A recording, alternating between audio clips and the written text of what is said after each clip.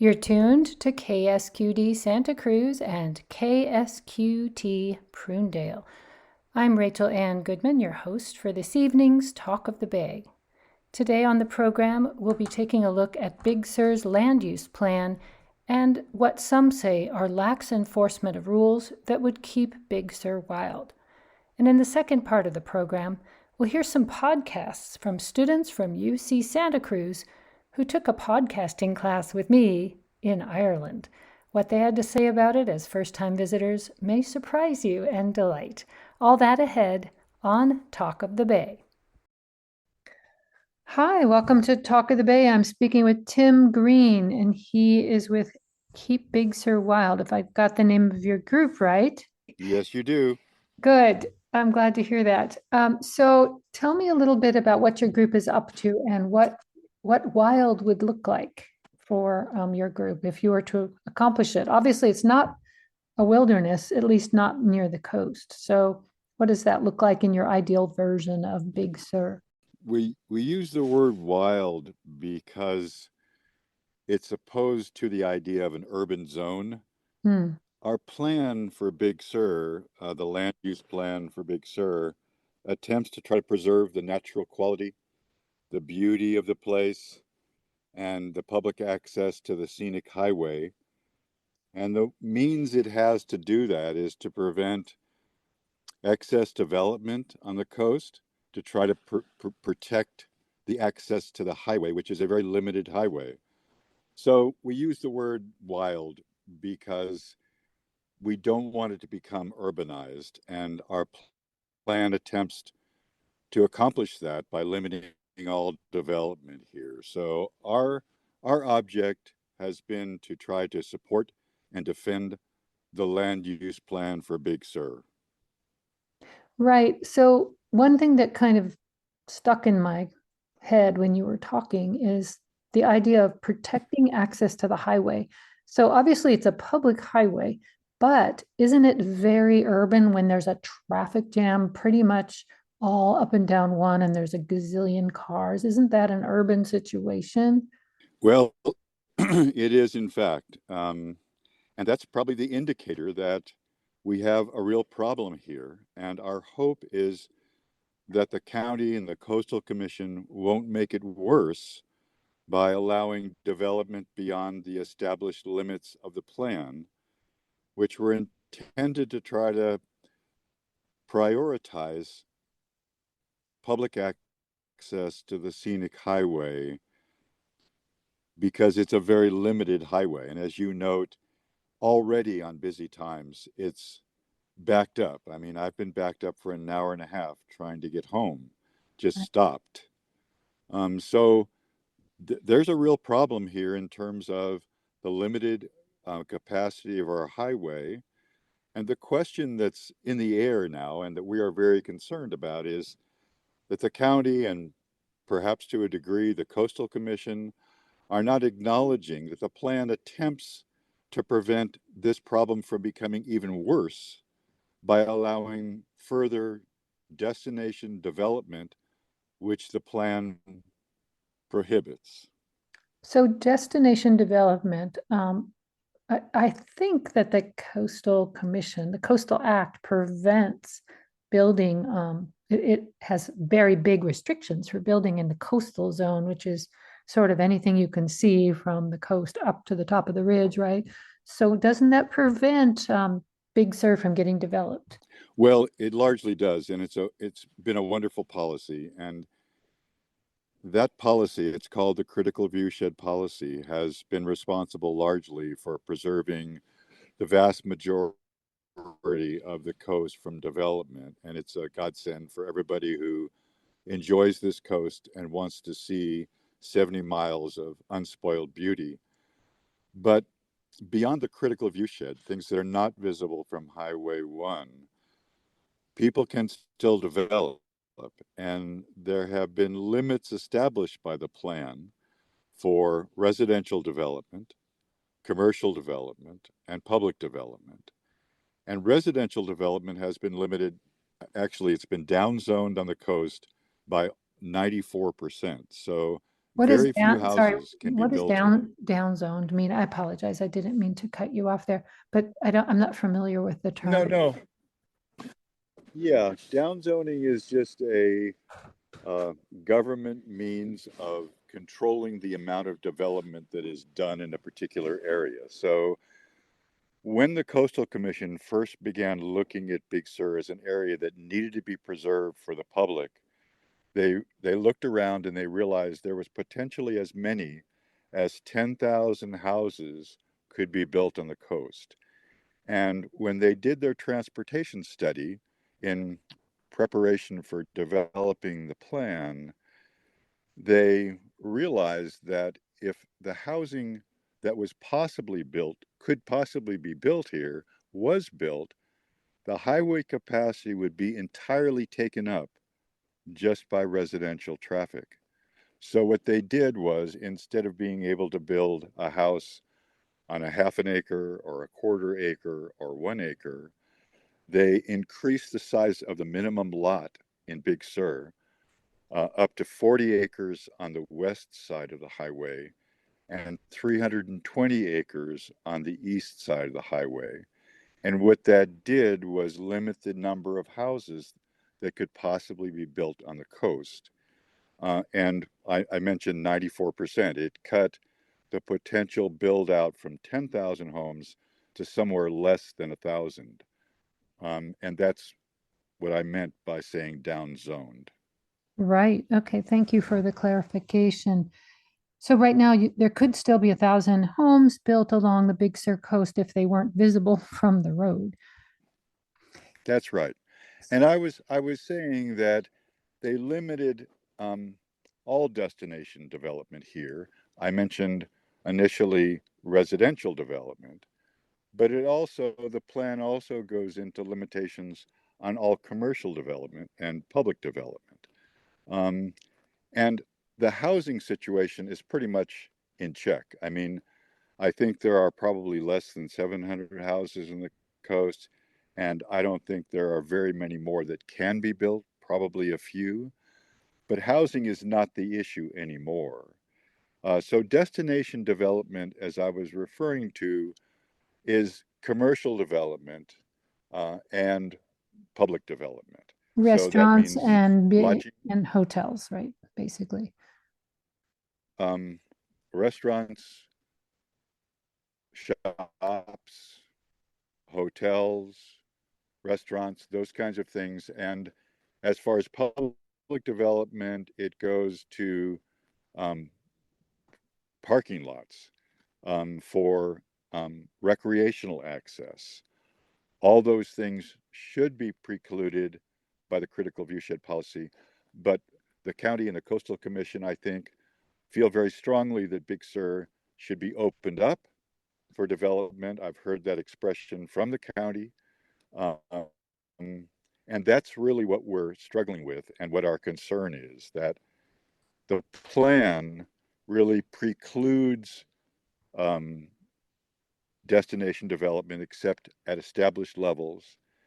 And I think the public agencies are looking at Big Sur now that it has become extraordinarily famous as an area where they can expand public use. And the difficulty is, and I know everybody would view that as a positive, but in fact, if you already have a highway which is becoming congested and backed up on a regular basis during busy times, it's an indicator that any further destination development, whether it's commercial or public, is just going to add to that problem and will actually reduce the public's access to Big Sur, and in particular, the public's access to the scenic highway, which most people understand to be the primary public asset for Big Sur. I mean, it's an internationally famous road. It has been recently referred to as the most popular drive in the world. Oh, gee. So Popular and crowded. yeah, so the idea, yeah, and I think our perception of the problem is that if they don't persist with upholding the plan, the problems on the highway and the access to the scenic highway is only going to be reduced. And their perception that public development, more commercial development is better public access, it really turns out not to be true, because what it will result in is fewer people being able to come down the coast. So, Tim, let me try to understand how the Big Sur land use plan interacts with other laws and zoning processes. I mean, I don't want to get too much in the weeds, but it sounds like what you're saying is there's people who are trying to change this agreed upon plan that took years to create and that's working. And you're worried that certain changes to it are going to open up development and cause worse access. Um, what is the process of this plan and how is it supersede other laws like state zoning and county zoning? Or Well, is it a county document? I'm a little unclear on how this plan, gets enforced and how much sway it has and why it's so important. So maybe in a short way to describe it to the public who's listening, how much, sway does this plan have over what actually happens there in Big Sur? the answer to that question is up in the air, because it is, in fact, Rachel Ann, the governing document for this coast, for all land use of the coast. The governing document. It was certified by the Coastal Commission in 1986. It was passed by the Board of Supervisors of Monterey County in 1985. So it is the governing document. It is the document that should hold sway on all land use on the coast. The problem is that the perception of the use of Big Sur is changing. There was a time not so long ago when it was viewed as a most remarkable treasure, a national treasure, as a matter of fact. It was almost turned into a national park 3 times in the 80s. So it was viewed as a remarkable natural treasure that should be preserved, and the public access to the scenic highway should be prioritized. But since its fame has exploded, both the commercial interests, which can now make a great deal of money down here because of the stream of people who come down the highway, and the public agencies who feel like they want to satisfy what they are supposed to do in creating public access, have gotten the idea that it needs to be opened up. And they are ignoring the constraints that this place has in terms of highway capacity, not to mention what will be done to the place physically in terms of its natural beauty, if in fact development is allowed. So it's a it's a it's a cat and mouse game now, as far as I know. And Rachel Ann, I'm not a lawyer. We have hired lawyers. We have a land use planner, because the pressures to actually alter the plan, to ignore the plan, to refuse to enforce the plan are the conditions that we are encountering with the county and to some degree with the Coastal Commission. And I have a question for you. Who's the one, who are the people on the Board of Supervisors or Coastal Commission who are championing this idea of ignoring the plan? I can't assign any names to it. It's their nameless agencies. All I can tell you is that with respect to certain circumstances that have happened here in the last 5, 6, 7 years, the Coastal Commission has allowed development that is against the plan. And when notified about these problems, I was informed that it was all okay, even though in fact it wasn't. And in fact, at that time, I didn't have a lawyer, or we didn't have a lawyer. I was informed later, when we finally hired a lawyer, that if they had been on board when that happened with the Coastal Commission, we could have taken action. But we didn't. Now we do, and we're preparing to do battle with these people who feel like the plan needs to be changed. And as far as the county goes, there are no names involved that I know of. All I can tell you is, um, for instance, with the short-term rental issue, which in Big Sur, the conversion of residences, which are very few, and our community is threatened by the fact that we have very little housing and the commercial elements are very busy and they need lots of people. They cannot get housing for the people they need to work in their establishments. The land use plan specifically says you can't convert housing units into for any other uses, but the county refuses to enforce that prohibition against converting houses to STRs. Um, they also refuse to enforce the prohibition against commercial events in residential areas. And that's an area which is expanding rapidly. So houses are being taken over by commercial elements that are making money having events. Yes, I And it's understand that. against the zoning rule. I understand that a certain Mark Zuckerberg or someone of that ilk had a giant wedding there, and that they, took over a whole area and modified it in the coastal zone. So this is not a new problem, but it seems to have gotten worse. So it sounds like nobody's publicly, like no supervisors are publicly championing development in Big Sur, but that lack of enforcement of these laws that are on the books is the bigger problem. Am I summarizing that correctly? You certainly are. I mean, enforcement is the issue, Rachel Ann. I mean, the county is just refusing to enforce the governing policies of the plan. And with STRs, I mean, I actually had an interview with you, it was probably 25 years ago, That about long ago. STRs. Oh dear. That was before It was a long Airbnb time came ago. along, That right? was, That was before Airbnb yeah, was even a thing. Yeah.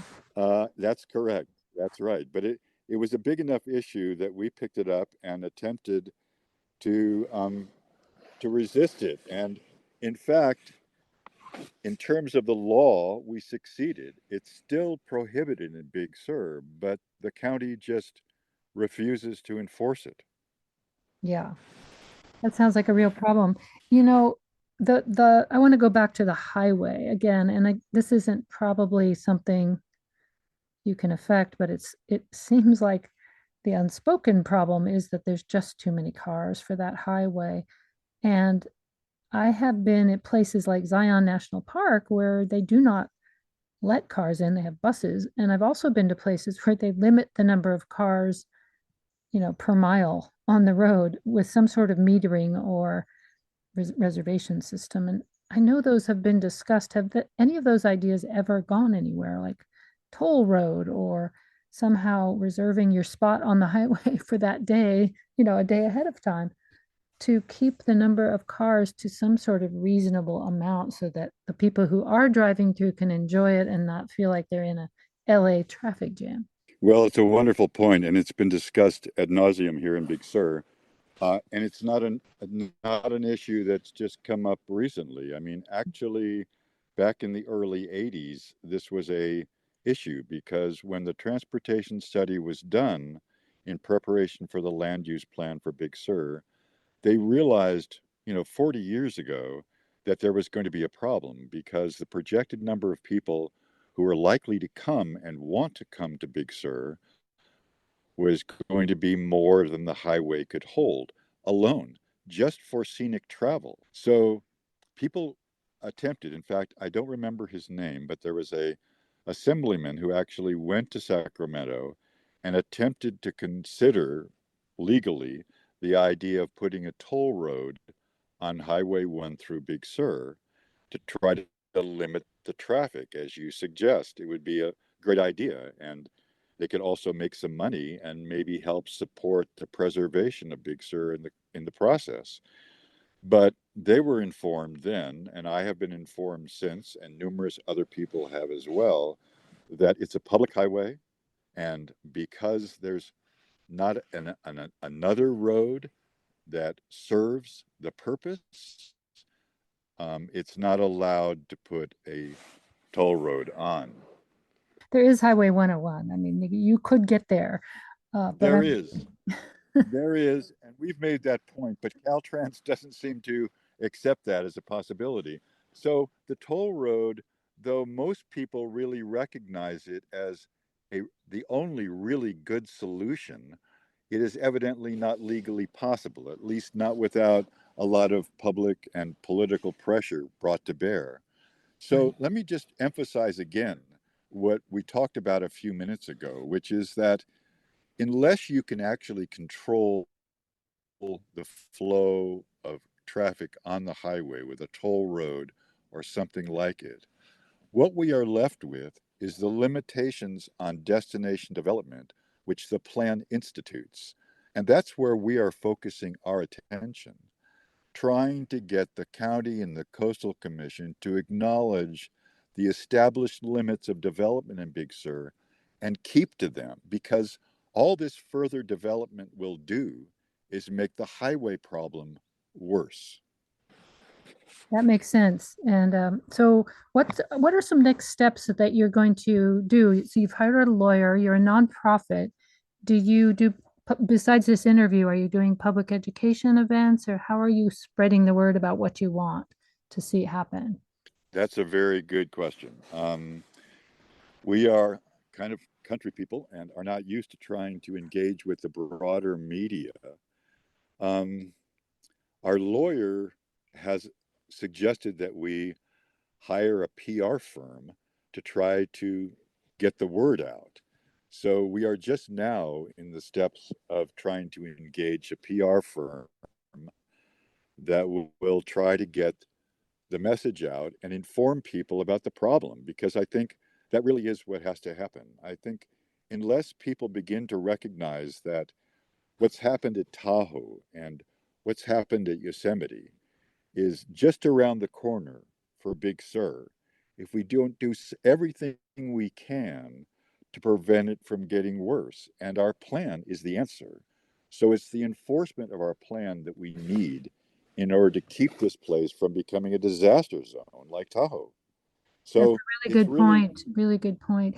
I think one thing you have working in your favor is how many people love Big Sur, and they nobody wants to be responsible for loving it to death, right? Nobody would want it to be turned into LA. So you have on your side any PR company using the name Big Sur to defend itself from overdevelopment will attract people all over the world who love this place and have been there. So, the very problem you're trying to solve has a solution embedded in it in the sense of people's affection for this little slice of coast. I feel the same way. In fact, in another group at another time, group called Coast Watch, we did a survey of visitors to Big Sur, and we just walked around the pullouts on the highway and asked people about what they thought. And the vast majority of people reflected an opinion just like what you said, that, leave it alone. It's such a gorgeous place. We've been coming here for 10 years, or this is the first time we've ever been here, and it's remarkable. It's beautiful, and it's quiet, and it's inspiring. So there are people, many, many people, who indeed have a very soft spot in their heart for Big Sur. The problem is that also there's a great deal of commercial interest, and that's what we're up against. Commercial interest, public agency interest in developing it, um, without any real regard for what the consequence of that development might be. So I, I, I hope that we have some luck in our outreach effort with a PR firm or whatever else we might be able to come up with, to try to raise people's awareness of the potential disaster that, Big Sur could become. Not to say, as you have made a point about, that the highway is already extremely crowded on busy times. I mean, we already have the problem staring us in the face. We just need to do whatever we can to prevent it from getting worse. And in closing, Tim Green, thank you for being a guest here on Talk of the Bay. I'm really happy K-Squid could spread the word about your cause. You are with Keep Big Sur Wild, and people can get in touch with you. What would you like the public listening who cares about Big Sur to do at this point? Well, I think if they bear in mind that development in Big Sur is counterproductive in terms of the public use of the space, and they advocated whenever the opportunity presented itself to them to favor um, following the Big Sur land use plan, whether that was a letter or an email to the Coastal Commission or Monterey County Planning, that the Big Sur land use plan is a critical and very important plan to be enforced if we are to preserve the beauty and the access to the place. It would be a wonderful thing for people to do such a thing. So they should maybe contact the Coastal Commission or they can contact their supervisors in Monterey County. Absolutely. And let them Great. know how important the preservation and enforcement of the Big Sur land use plan is for preserving this truly remarkable treasure. Tim Green, thank you so much for being a guest here in Talk of the Bay. I'm glad we connected and thank you for sharing what's happening there. Appreciate it very much. Well, thank you, Rachel Ann. I hope we do some good. All right. Take good care. Thank you.